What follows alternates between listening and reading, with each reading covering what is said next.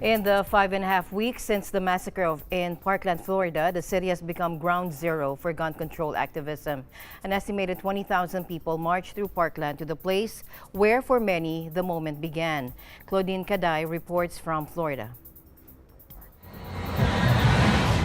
A month following the Parkland, Florida shooting, students, teachers, and parents gather in major cities around the country to join in the March for Our Lives. From Central Florida down to Miami, students and teachers are marching for a change. Thousands gathered in the cities of Miami and Orlando alone to express their concern regarding recent incidents of gun violence in schools. This is a growing problem, and it's a problem that can certainly be improved upon. We'll never get rid of all violence, but there are a lot of things that can be done to make school a lot safer. Well, we shouldn't have to worry when we go to school that we might be shot and that we might be killed. We have to stand up to make sure that this never happens again. And this is what this is about, showing support that the lives were not in vain, that future lives will be protected, not assaulted, and not taken away because of one angry person or any future angry people. This is about my children, my students, my grandchildren. This is about their future. To curb violence, some have even suggested that teachers be armed with weapons in the classroom. Our first response is always to protect children and keep them safe.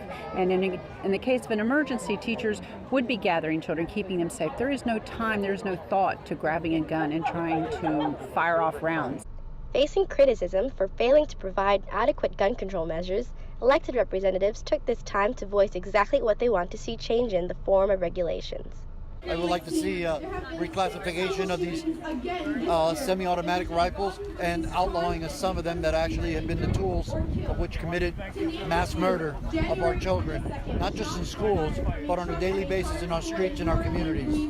I want to see an assault rifle ban. Well, we're here because we are here to support our children. They have made the call for us to support them. They are here to advocate for change as it relates to gun laws. Even though this is a hot debate in the country right now, many did voice their hope that the future would be brighter and safer.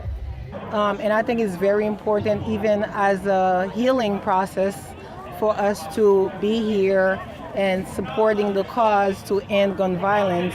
Not only when mass shootings happens, but every day in our communities, especially in brown and black communities, where it is a systemic illness. And so this is our way to heal, but also to bring awareness.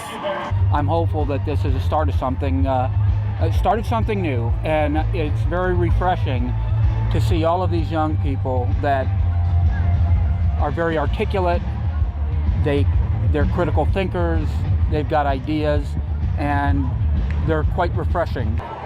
It's good to see people of all ages marching for a change. I'm CADAY, coming to you from Central Florida, and I'm 1 with 25.